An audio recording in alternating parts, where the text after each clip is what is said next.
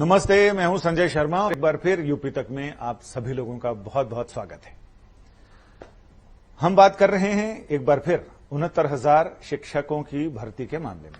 उत्तर प्रदेश में 69,000 प्राथमिक शिक्षकों की भर्ती होनी है और वो लगभग 1.5 साल से ज्यादा हो गया और ये मामला अभी तक यूं ही कोर्ट कचहरियों के चक्कर लगा रहा है। लेकिन कोर्ट कचहरी से निकले तो फिर दूसरी चीजें सामने आ रही हैं। ये समझ लीजिए कि ये मामला काणे का ब्याह टाइप हो गया। एक पुरानी कहावत है कि काणे के ब्याह में 70 लफड़े, 70 रोड़े। एक मामला थोड़ा सा हल होता हुआ दिखता है, आगे दूसरी आफत खड़ी रहती है। अब साहब अदालत में सुप्रीम कोर्ट तक मामला गया। पहले सिंगल जज बेंच, उसके बाद डिवीजन बेंच का फैसला आ गया, फिर सुप्रीम कोर्ट में SLP आई, सुप्रीम कोर्ट ने नोटिस किया। अब मामला सामने आ रहा है कि कितनी गड़बड़ियां हुई हैं इसमें। और सिर्फ गड़बड़ियों की बात नहीं है, बहुत सारी गड़बड़ियां हैं, बहुत सारी लापरवाहियां हैं, बहुत सारी चीजें हैं और हर एक आदमी को इसमें इंसाफ चाहिए। सबसे बड़ा मसला तो है कि जो रिजल्ट आया सारे लोग दंग रह गए। कुछ ऐसे कैंडिडेट हैं जो एक ही परिवार के लोग हैं। एक परिवार में अगर एक ही बाप के 4 बेटे बेटियां हैं, चारों 132, 150 में 132, 140, 141, हो सकता है कहीं के 150 से भी ज्यादा नंबर आ गए हों। ढंग से जांच कीजिएगा मुख्यमंत्री जी, ये पता चले कि शायद लोगों ने जितने पूर्णांक हैं उससे ज्यादा प्राप्तांक हो गए। अब मेरी समझ में नहीं आ रहा कि जिन जिन लोगों की, प्रतिभाशाली लोगों की ये संतानें हैं, उन्होंने कौन सा शिलाजीत खा के पैदा किया है कि ऐसी प्रतिभाशाली संतानें। और 1 महीने में इतनी प्रतिभा। जिन लोगों ने TET का एग्जाम दिया था वो सारे लोग 100 में 30, 40, 50, 60 ऐसे नंबर लेके आ रहे हैं 100 नंबर में। लेकिन वो 5 सब्जेक्ट में 14 सब्जेक्ट की तैयारी 1 महीने में की और उनके 150 में 141, 140, 137। जो लोग एक साथ बैठे हैं उनके एक जैसे नंबर हैं। एक ही परिवार के 4 लोग बैठे हैं, उनके 130, 131, 130, 131 नंबर आ रहे हैं। एक खास परिवार के लोग हैं, ये भी पता चला है कि उसमें 1-2 लोग तो खास पार्टी के जिला अध्यक्ष हैं। जिन सारे लोगों के जान पहचान वाले, आसपास वाले, परिवार वाले, भाई भतीजा वाले, इन सारे लोगों ने जबरदस्त प्राप्तांक हासिल किए हैं। तो क्यों नहीं सरकार 140 से ऊपर या 130 से ऊपर जिन लोगों के नंबर आए हैं उनका विशेष इंटरव्यू कराए। आखिर ऐसे प्रतिभाशाली लोग हैं तो उनका इंटरव्यू होना चाहिए। और मीडिया भी उन लोगों को खोज रहा, हमारे रिपोर्टर भी खोज रहे हैं। वो ऐसे भूमिगत हो गए हैं कि उनका पता नहीं चल रहा। कई लोगों ने तो तंज कसते हुए लिखा है कि फलाने फलाने हीरो हीरोइन के बच्चे बच्चियों के तो आप सारे दिखाते हो कि उनके नित्य क्रिया हो गई है, इनके नहीं। तो साहब मैं उनसे यही कहना चाहता हूं कि वो मशहूर लोगों के बच्चे हैं, इसलिए उनके एड्रेस ढूंढने में परेशानी नहीं होती। और ये सारे लोग आम लोग हैं, आम में भी खास हैं। बड़ी प्रतिभा से इन्होंने सारी चीजें अर्जित की हैं, प्रतिभाशाली हैं। तो दिनकर जी ने भी लिखा है कि जय हो जग में जले जहां भी नमन पुनीत अनल को। यानी कोई भी अग्नि अगर है वो कहीं भी जले, उसको नमन करना चाहिए। अगर प्रतिभा की अग्नि है, चिंगारी है, तो हम भी चाहते हैं कि वो ज्वाला बने, लेकिन ऐसा ना हो कि किसी का हक चला जाए। एक खास परिवार के लोग 140, 142, 145 नंबर लेके आ रहे हैं, तो इसमें जांच तो होनी चाहिए। सवाल पहले भी उठा था, जिस समय एग्जाम हुए थे उस समय भी यह सवाल उठा था कि साहब पेपर लीक हुए हैं। लेकिन बाद में सरकार ने यह कह के पल्ला झाड़ लिया कि नहीं, वो दूसरे उसमें पेपर लीक हुए थे, इसके पेपर लीक नहीं हुए। पेपर लीक नहीं हुए तो खास परिवार के, जिनमें पटेल परिवार के 3-4 संतति है, गोरख सिंह जी के 3-4 लोग हैं, एक तिवारी जी के 3-4 बच्चे हैं, एक पांडे जी के 4-5 हैं, यादव जी के हैं। तो साहब ऐसी कौन सी शिलाजीत की दवा आ गई जिसको खा के आदमी एकदम पूरा ऐसा एग्जाम लिखे कि आदमी सामने वाला फ्लैट। इसकी जांच होनी चाहिए। दूसरा, एक कई बच्चों ने मुझे मैसेज भी दिया और वो आपस में भी बात करते हैं। यूपी तक को भी उन्होंने टैग किया और उन्होंने ये बताया कि जो आरक्षित वर्ग है उनको डबल फायदा मिल रहा है, अनारक्षित वर्ग को ज्यादा नुकसान है। तो ये भी देखा जाए कि किसी के साथ अन्याय ना हो। और बहुत सारी चीजें मेरे पास, मैं उसके प्रिंट आउट भी दिखाना चाहता हूं, लेकिन प्रिंट आउट मैं आपको फिर दिखाऊंगा। लेकिन मेरे मोबाइल पे बहुत सारे मैसेज लोगों ने भेजे हैं जिनमें पूरी सूची बनाकर उन्होंने बताया है कि आखिर क्या क्या हो रहा है और कैसा कैसा हुआ है। एक सूची तो ये मेरे सामने ही है, इसमें थोड़ा बहुत ज्यादा नजर नहीं आएगा, लेकिन लाल स्याही से इन्होंने लिखा है और मैं आपको 2-4 उदाहरण देके बताता हूं। कुमारी पूनम सिंह पुत्री हैं गोरख सिंह जी की, ओबीसी 127 नंबर। इन्हीं गोरख सिंह जी के अश्विनी कुमार सिंह गोरख सिंह जी के ही बालक हैं, 126 नंबर, उनको 127, इनको 26।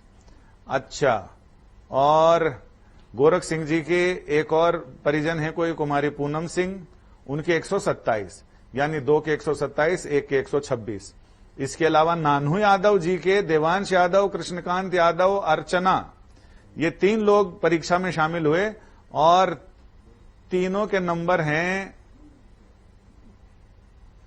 128, 132, 131। अब साहब ये तो जबरदस्त है कि एक पटेल साहब का परिवार है जिनके 4-5 लोगों के एक जैसे नंबर हैं। तो और इन्होंने ये भी लिखा है कि एक ही सेंटर के कई लोग हैं जिनको जबरदस्त अंक मिले हैं। अब ये लिखा है कि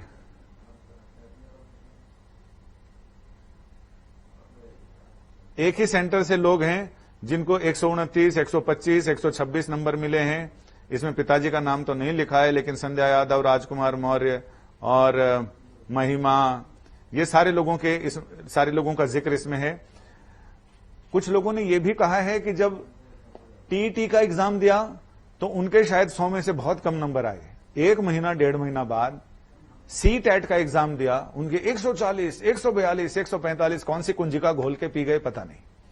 ये सारी चीजें पूरे तंत्र पर सवाल खड़ा करती है, शासन तंत्र पर, जिसके बारे में पीठ थपथपाते नहीं थकते हमारे मुख्यमंत्री और शिक्षा मंत्री, बेसिक शिक्षा मंत्री, कि हम अपने यहां कोई अन्याय नहीं होने देंगे। उत्तर प्रदेश को उत्तम प्रदेश बनाना है, लेकिन यह प्रदेश तब बनेगा जब लोगों का भरोसा आपके तंत्र में रहेगा। लेकिन इस तरह की चीजें होंगी तो भरोसा नहीं होगा। हमारी टीम तो लगी हुई है इन सारे कैंडिडेट्स को ढूंढकर इनसे पूछने की कि भाई साहब आपने कौन सी कुंजी कैसे घोल के पी ली जिससे कि आपको 150 में 140, 42, 45 नंबर आपके आए। अगर प्रतिभा इतनी जबरदस्त है तो उनको अलग से सम्मानित किया जाना चाहिए। और किसी तरह का कोई घोल है, कोई झोल है, तो फिर उसकी जांच भी होनी चाहिए। बिहार में जांच हुई थी और जिस समय टॉपर से इंटरव्यू लेने जब हमारी टीम के लोग पहुंचे तो वो 4 लाइन सही से लिख नहीं पाए।